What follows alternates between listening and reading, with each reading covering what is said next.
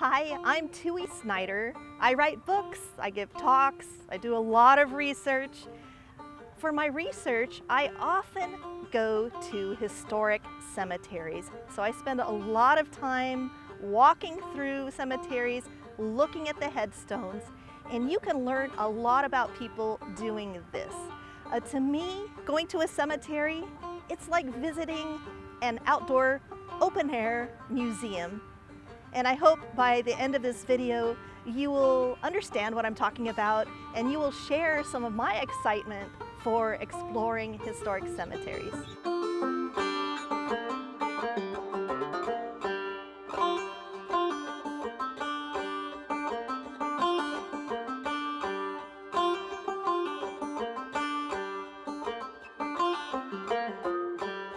So we have a really beautiful monument here. This was pricey. There was a lot of care, a lot of craftsmanship went into it.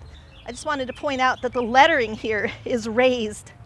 Anytime you see raised lettering, that takes a lot more effort. You know that to carve around here and leave that in relief, that is really interesting. Then we have this beautiful script. You know, that took some real skill and not something you see these days. I was talking earlier about how I spoke at a monument builders group, and I would show them some of these older monuments, and they were just astounded. They were like, we would never do script today. That is too hard. This is a veteran's grave, which is the focus of our film, and we have George Glasscock here, and it says he was a soldier in the army that delivered independence of Texas. And then we have his wife over here. So the two of them are buried in this plot. Now we have an arch here, which the arch is symbolic of triumph over death. And you can't build an arch unless you have a keystone. To support that arch structure, they have to have this keystone shape. And when I see that, you see the letters in there, HTWSSTKS. That's one of the clunkiest acronyms ever, right? I mean, that's not catchy, but that's what they came up with. That stands for Hiram, Tyrion's widow's son, sent to King Solomon. And when you see that, we know that this man was a member of the Royal Arch Masons, and that he made it at least to the 3rd degree, because in the 3rd degree is when you learn this story about Hiram.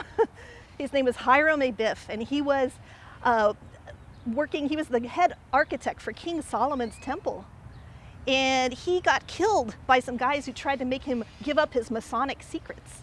But he went to his grave. And so that is one of the teachings for the Royal Arch Masons. So when you see this, you go, oh, okay, Mr. Glasscock was a Royal Arch Mason. He made it at least to the 3rd degree. Now, this is a marital handshake up here, because we have the gendered sleeves. You can kind of see him over here, sort of a masculine cuff, and then she has a little frillier feminine cuff. Although men often wore pretty frilly clothes in the past, so that could be a little hard to tell. This is a very nice pink granite marker here, and one of the first things you notice when you walk up to it is you can see the Masonic compass. Now the G in the center of that stands for 3 things, actually. It stands for the grand architect, who's God. It stands for gnosis, which means knowledge. And it stands for generation, because you want to pass your knowledge down through the generations. We can tell that Richard Bach II was a Mason. It says he was born in Philadelphia, 1784, died Austin, Texas, March 1847. Patriot, statesman, and Masonic leader. He, as we go on here, San Jacinto, lots of battles. He was War of 1812. And as you come down here, there's more about his Masonic leadership. He was a Grand Warden, a Grand Treasurer, Grand Lodge. Now what's interesting here is we can tell, because down at the bottom we have the double-headed eagle of Lagash. And that is a Masonic symbol. It means he's a Scottish Rite Mason. And the 32 in the middle on the chest of the eagle means he reached the 32nd degree. That's the highest degree of Masons. The symbolism of this double-headed eagle is that it shows mankind's dual nature.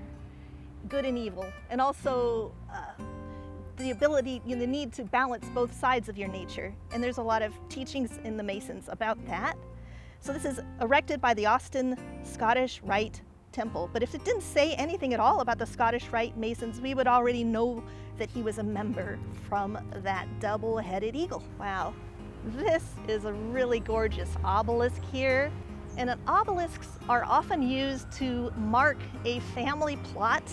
The form itself is an ancient Egyptian form. And to the ancient Egyptians, it stood for worship of the sun god Ra. So the very tip of the obelisk to represent the heavens, and then where the obelisk touches the ground, that stands for earth. So this is the connection between heaven and earth. So when Christians borrow this symbol, we're not worshiping the sun god Ra, I want to make that clear, but we are showing the connection between heaven and earth and the strength of our Heavenly Father. And it becomes a patriarchal symbol quite often for the family's name. So quite often you might only see the last name up there and then have the rest of the family in the family plot here. But this one that we have is for Tom Green, who was a soldier in the Battle of San Jacinto and in the Indian Wars of the Republic of Texas. He was a member of the 4th Congress of the Republic of Texas and an official in the 2nd, 3rd, 5th, 6th, and 8th Congresses, captain in Hayes Regiment of Texas Rangers in the war between the United States and Mexico, clerk of the Supreme Court of Texas from 1841 until 1861, brigadier general in the Army of the Confederate States.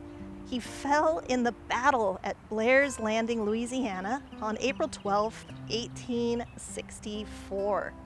So he saw a lot of conflict in his life, and we have an amazing monument for him. So the very first official stone markers for veterans were adopted after the Civil War. So we're talking 1873. Before that, they used wooden markers, which only had a lifespan of maybe 2 years. So in the long run, not very practical or cost effective. So in 1873, the War Department created what is known as the Civil War marker. And they are rounded on the top.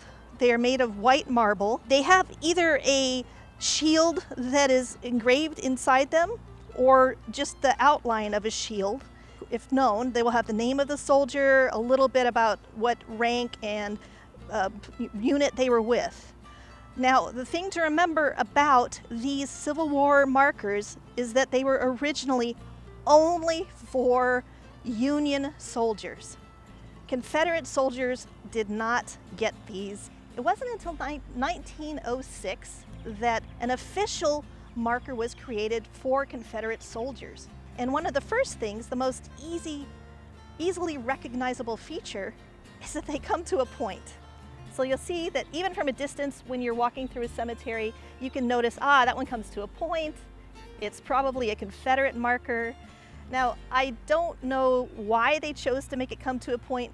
I mean, more than one historian has told me the little tale that that's so that it would keep the damn Yankees from sitting upon it. But that's just one of those things. I don't think that's really why. Now, it's made of white marble too. They're 4 inches thick. And one thing you're going to notice when you start looking at a lot of different veterans markers is that the height is going to vary from marker to marker. If you go to the VA's website, they explain that the height is supposed to be 12 inches. It should go just below where they have marked, a little bit below, and that much dirt. It should be that deep in the dirt. And the reason for that is simply for stability. You think, here's this gorgeous white marble, why should I be burying so much of it?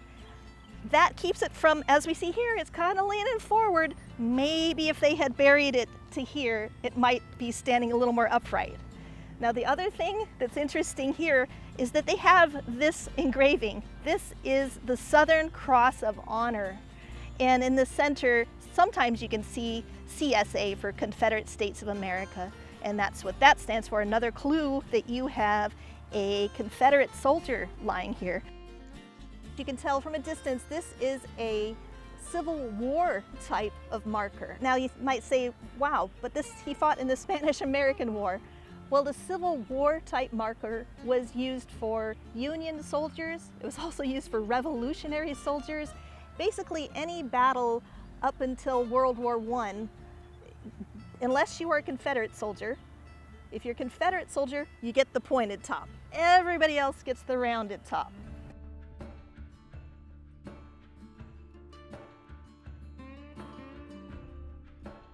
All right, oh my gosh, there's so much going on here. So many symbols. It's a really, really beautiful Victorian era monument. We've got one here for Captain Bird Holland. It has gorgeous script. There's a shield, a raised shield on this column, which probably indicates his military service. At the top, we have an urn. The Victorians were really fond of urns as symbols. It's a bit ironic because the ancient Greeks and Romans would cremate their soldiers and put their ashes in urns. Now, the Victorians did not cremate. That was not a popular practice. If anything, that would have been considered a defilement. And yet they use the urn as a symbol of ashes to ashes. Your mortal remains have returned to dust. So that's the symbolism there. Often there's a cloth covering the urn. Now, when you see a cloth that doesn't have a fringe, that stands for your earthly garments that you have shed as you have entered the afterlife. When you see a garment that has fringe on it, that stands for the veil between life and death. So a slight little difference there. Then it comes down and we have these two upside down torches. And the Victorians really loved the idea of turning things upside down. They'd even talk about the other world as the upside down. So here we have the torch, it's upside down and the flame is still burning. So this is to represent the fact that the soul continues to live on in the afterlife. There is no death. We have a wreath there, a garland with flowers. Flowers symbolize the fleeting nature of life. And as I mentioned with the obelisk, all we see down below it says Holland. So that's kind of, this is marking the Holland's plot.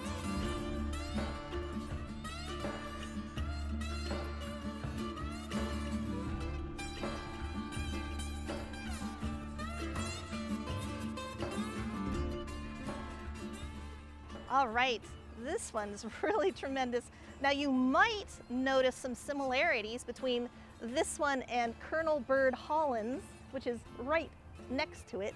We have a similar themes with the symbols at first. We've got that urn that's got the drape over it. It's on a column. We have the flower garland. We have inverted torches. But then we get down here and we see some different things. We see, we have a handshake here, a marital handshake.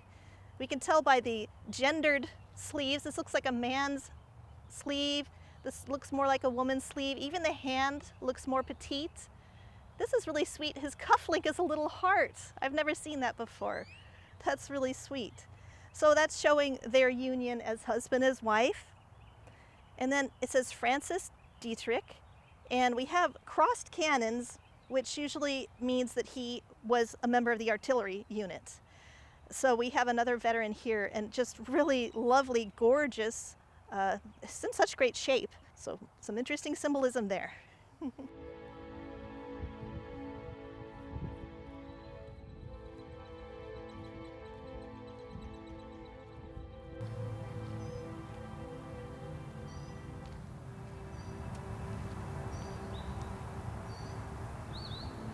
have this one here.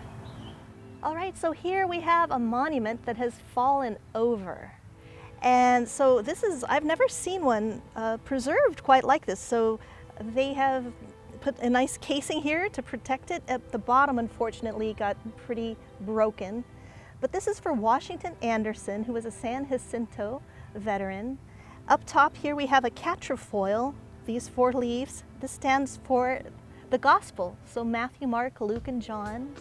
Here we have Holy Bible, no guessing what book that is. They made it pretty obvious to show his Christian faith. He was a San Jacinto veteran and came to Texas in 1853, born 1817, died 1894.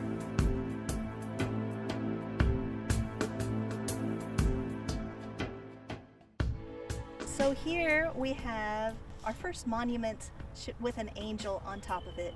And if you look in his left hand, this angel is holding a trumpet. So this is Gabriel, the angel Gabriel. Unfortunately, the right hand has broken off at some point in time. I'm guessing that it was probably pointing upwards to say, going up to heaven. Angels can be doing a lot of different poses, and their hands could tell us a lot of things. Unfortunately, he's missing his. Now, one thing you might notice about angels, once I tell you this, you're going to notice it. You've seen a lot of angels in your life, probably. And if you spend any time in cemeteries, you're going to see angels. Now, they are nearly always barefoot. And this is to show that they've come from heaven, they're walking amongst us, they're touching us here on earth. It's a sign of humility and service to us, the mortal beings of the world.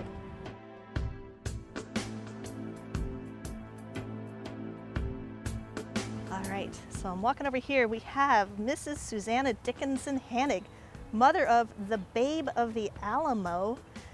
This is incredible. I've never seen the Alamo on a tombstone before. This is quite an opulent marker we have here with his scroll coming down. We have a citizen of the Republic of Texas, so that's the Texas state seal, which has olive leaves for peace and oak leaves for strength. The single star has been part of the state seal ever since there's been a state seal. That's why we are the Lone Star State. Now, I thought it was interesting. I did see some grave goods on this one. And grave goods are when people either bury an item with a person. Obviously, we can't see if she's been buried with an item. But when you leave something behind, and a very common form of grave good are coins. And this is an ancient practice. It actually goes back to ancient Greece when they believed that when you died, you needed to cross the rivers of the dead, but there's a ferryman and you got to pay the ferryman. So they would put coins in the mouth. And if you didn't pay the ferryman, you were doomed to wander the shores of the rivers of the dead for 100 years. So that's where that tradition starts. Now, there is something that gets a lot of play. People email me about this. They started sending me things in about the 2009 and on, saying that on military graves, different coins mean specific things. They say that like a nickel means you served in the same squadron. A quarter means you saw someone die in action, or different things like that.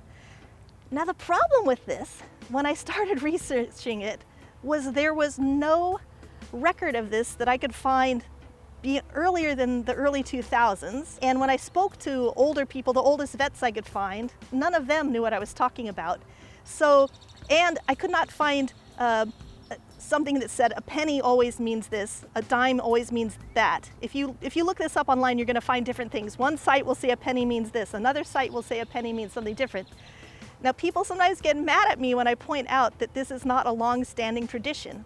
However, maybe we're witnessing a new tradition being born. Maybe a new tradition started in the 2000s with military coins. So I wanted to bring that up because I do get a lot of questions about that, and I thought it was interesting to see the coins on her grave. And this is just fascinating, that Alamo. Wow, I have never seen that before. All right, so here we have Charles Pinckney, first lieutenant, and we don't even have to read that he's in the artillery. As we approach, we can kind of guess because he's got these crossed cannons, and that usually symbolizes someone who was in the artillery. So, first field artillery, 1885, and he died in 1918. There. Here we have a monument that used to be quite tall.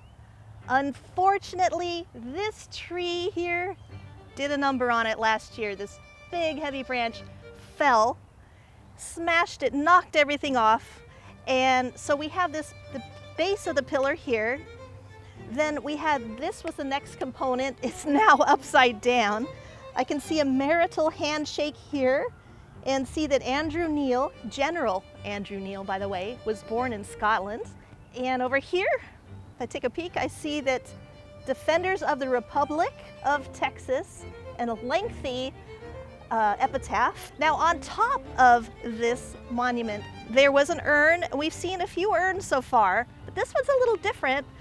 Earlier I had mentioned about the cloth that didn't have a fringe. This cloth has a fringe, so it stands for the curtain, the veil that separates the living from the dead. Now we have another thing that we haven't quite seen yet on this tour is we have a flat marble marker for a Confederate soldier. And we know he's a Confederate soldier because we have that cross, the Southern Cross of Honor, up at the top. So just at a glance, we know that this was for a Confederate soldier.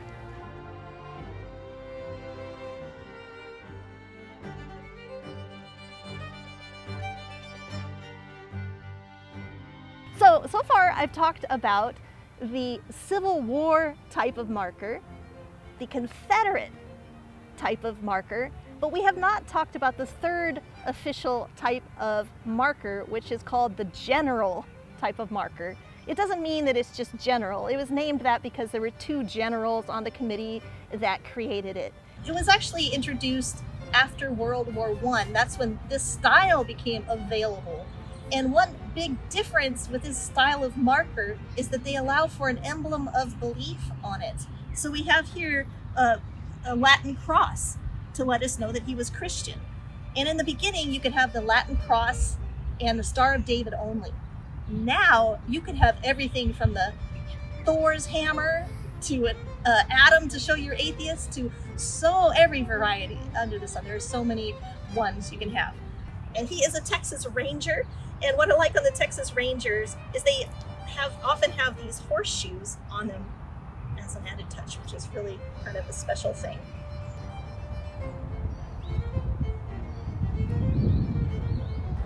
So here we have the headstone for a veteran named James Monroe Terrell. I've talked about official military headstones, but you don't have to use the official military headstones if you're a veteran. That's just an option that you're offered. Any cemetery in the world, it doesn't matter.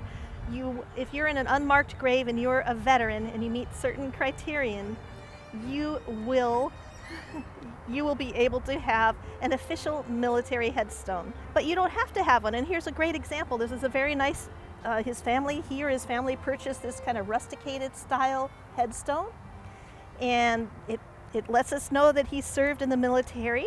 And just because it isn't an official government-issued headstone doesn't mean it's not important.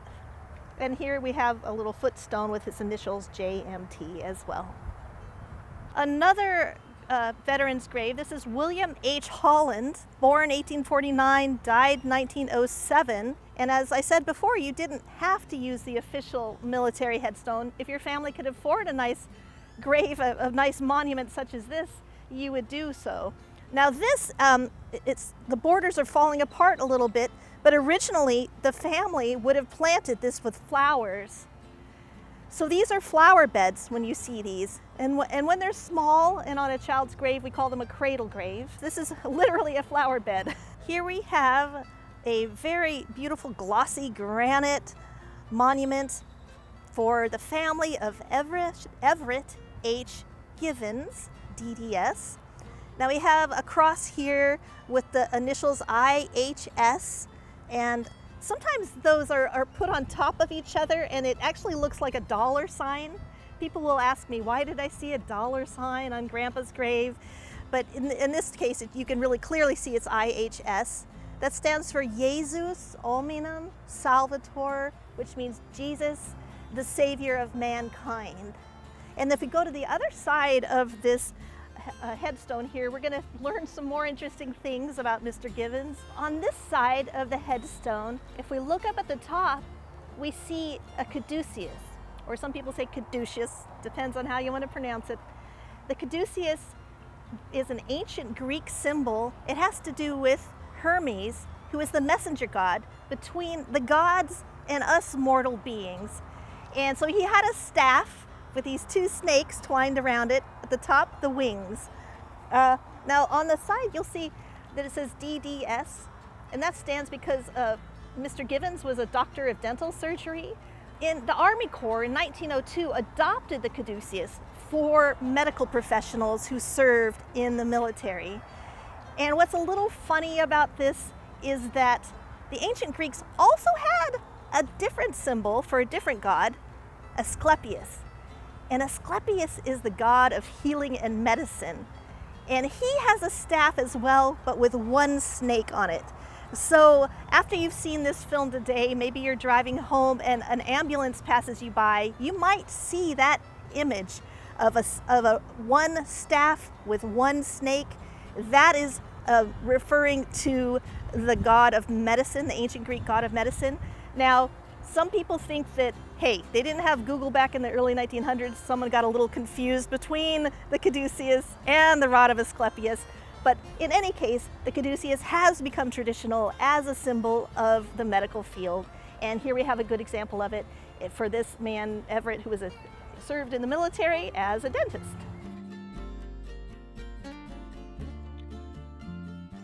We have a Civil War marker, another upright Civil War style marker.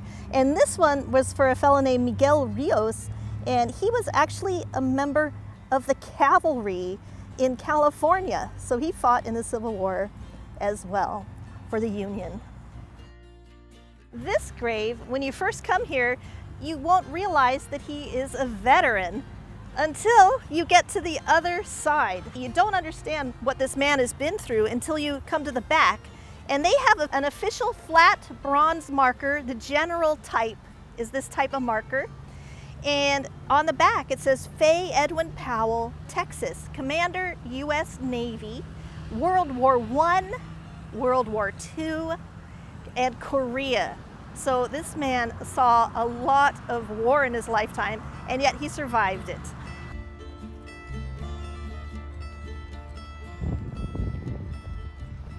So here we have the Sidivar family plot, and we have the Reverend Nicholas R. Sidivar.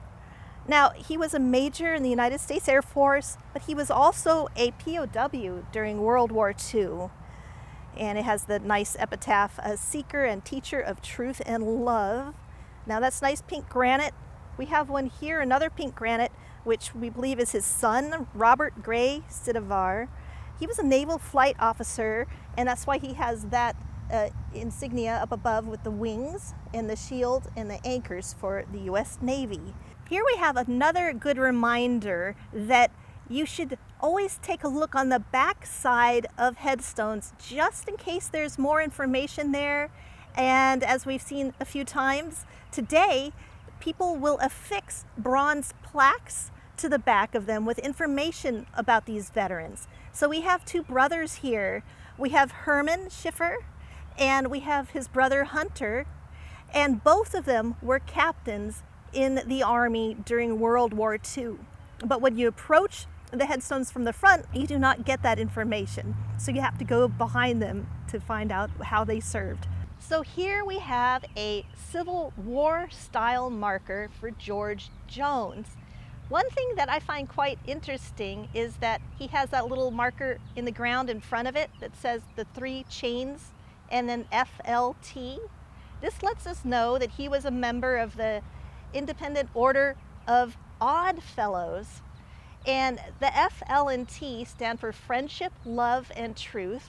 This was a fraternal order that if you spend any time in historic cemeteries, you are going to get to know the Odd Fellows, because the first thing they would do when they would start a chapter in a new town is they would either start a cemetery called the Odd Fellows Cemetery, or they would buy up a whole bunch of plots for their members to use. And we are in an area where there are several members of the Odd Fellows. And in case you wonder why they're called Odd Fellows, when the group started in the 1700s, they thought that they were odd fellows for caring about charity and benevolence. That made them odd.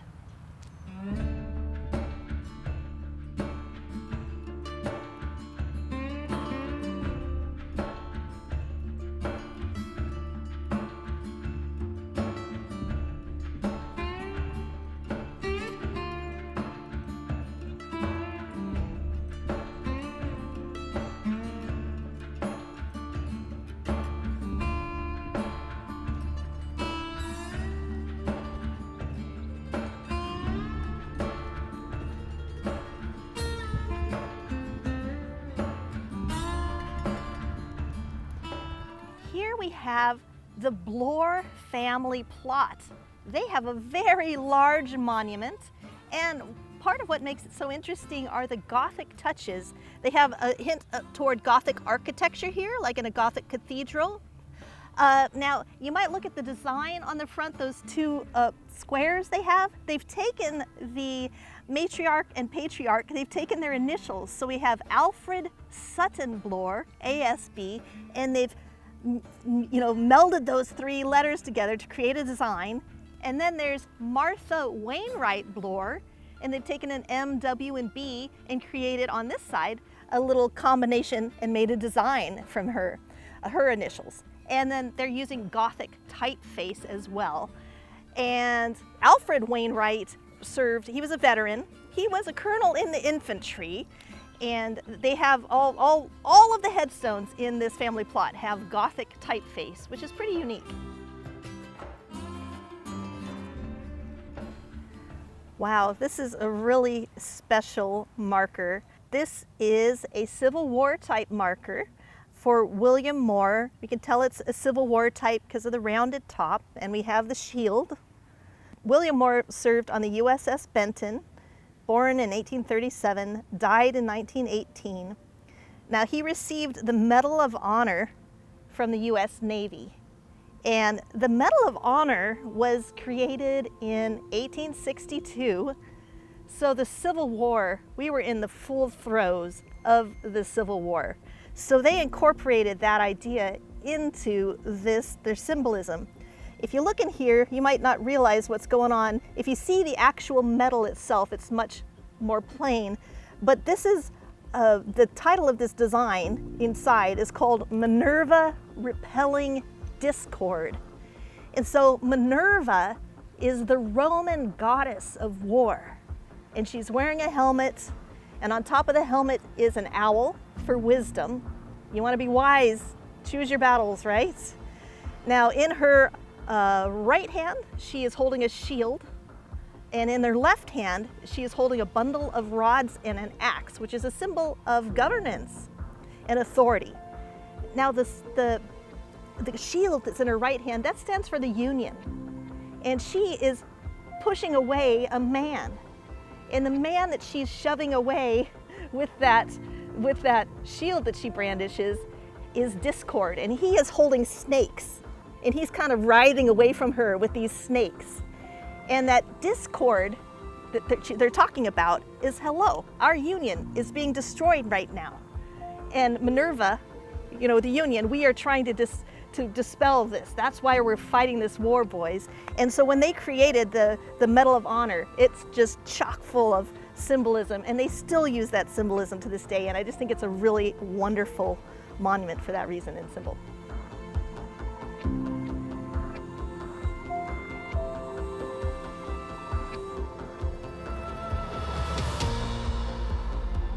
So here we have crossed rifles, which lets us know this person was in the infantry. And this is Arcadio Donnelly Jr., and he lost his life in France from wounds sustained in battle in 1918.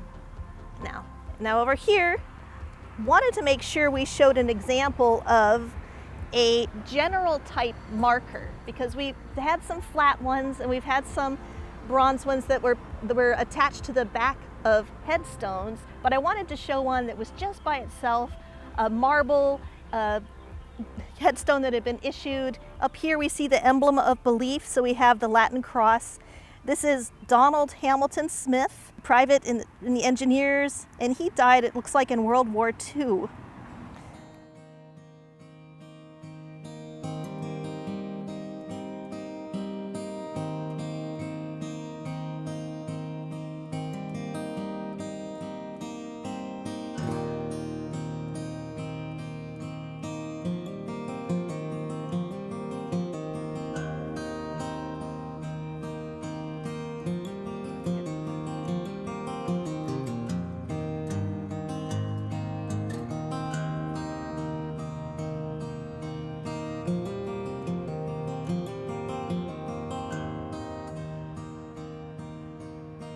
such a beautiful monument. We have the double heart for Mr. and Mrs. Norman Scales. Now, once again, this is yet again a chance where you need to look behind, you need to look on the back, and you will see a plaque here for Norman Scales. He was a captain in the U.S. Air Force, World War II, and he received the Distinguished Flying Cross. He was one of the Tuskegee Airmen. So this is very special, and I thought this was great. Someone left this little, as a grave good, they left a little pin with wings and a propeller for him. So I don't know who left this, but that's a special little touch here as well.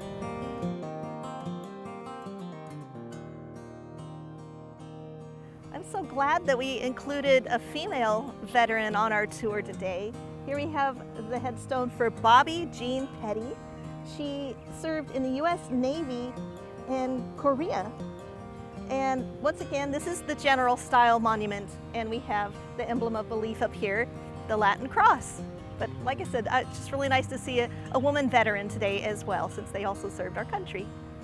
I hope you guys enjoyed this tour of the wonderful historic cemeteries in Austin today. And I just wanted to let you know that if you want to learn more about historic cemeteries, the meaning of the symbols, some of the stories behind the stones, then I invite you to check out my books. You can find them on Amazon. You can also come to my website, which is just my name, tuisnider.com. I offer a free guide to the meaning of hands there. So come by, say hi to me, send me an email, or if you find a peculiar symbol when you're out exploring a cemetery, send it my way and I can see what I can do for you, explain what it means. So thank you again.